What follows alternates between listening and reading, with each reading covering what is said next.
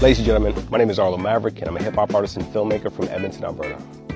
On August 19th, I'll be premiering my Story High-funded film, Untouchable Crew. Set in the 1980s in Edmonton, this documentary chronicles an almost forgotten breakdance supergroup that featured the who's who of the hip-hop community at that time. Filming this documentary allowed me to sit down with the pioneers of Edmonton's breakdance scene and chronicle their stories that I hope to share with the world. So come join us as we celebrate 50 years of hip-hop with an Edmonton focus, with a movie screening and a panel discussion with the B-Boys hosted by Bobby T. I'll leave the information in the description, but I encourage you to get your tickets ASAP as there is a limited capacity. See you on August 19th. Peace.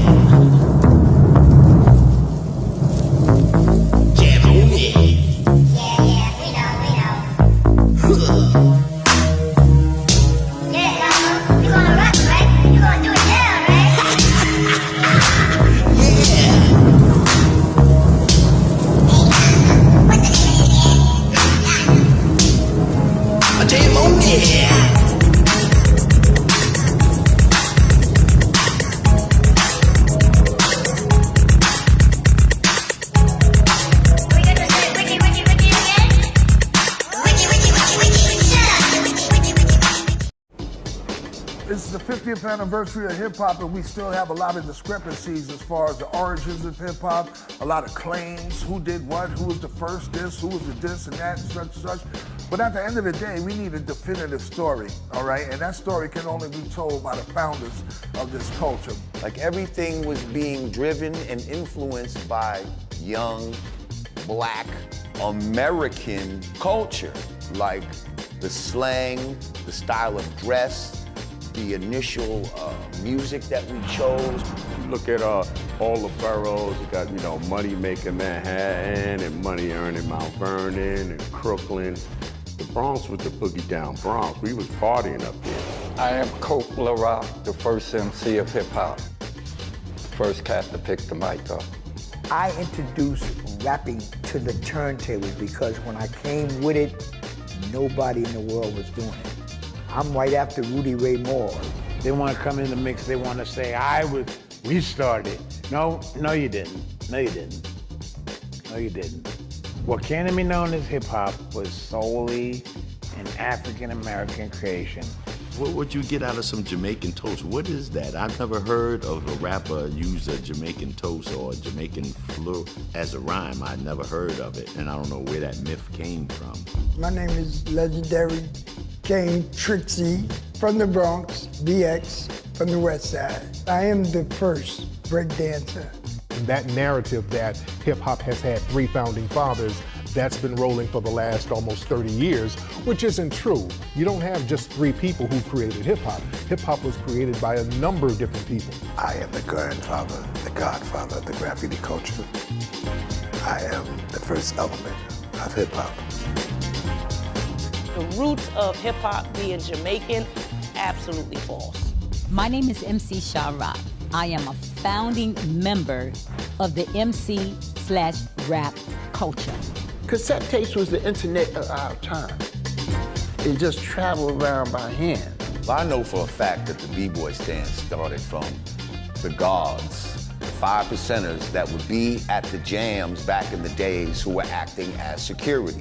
If they get the real truth of how it all was created, then so many lies would not be able to be in existence.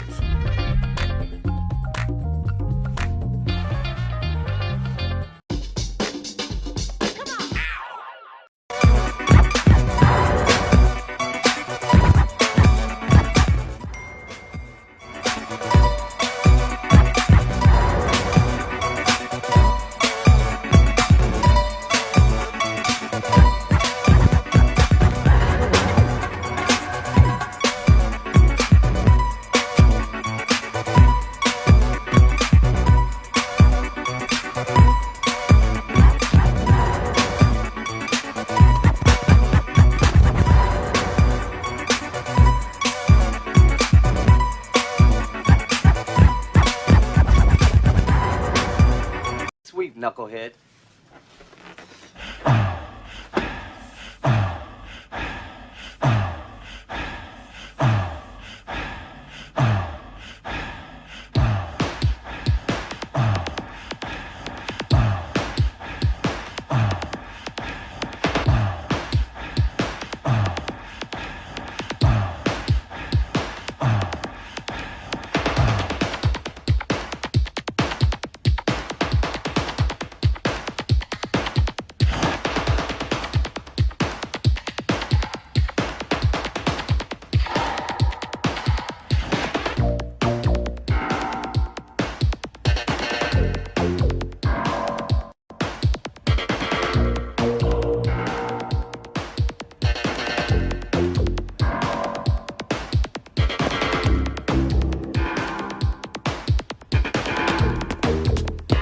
Hip Hop 50 years of hip hop. Dance steps, footprints in the sands of time. Does a change in the light fantastic signify a change in social reality?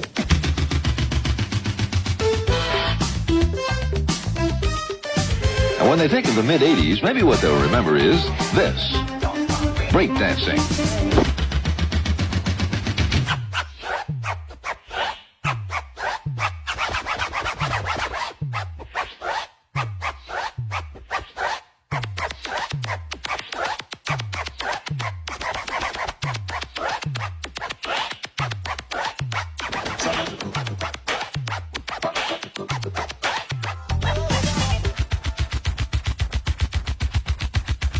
Child is born with no state of mind, blind to the ways of mankind. God is smiling on you, but he's frowning too, because only God knows what you'll go through. You'll grow in the ghetto, living second rate, and your eyes will sing a song of deep hate. The places you play and where you stay looks like one great big alleyway.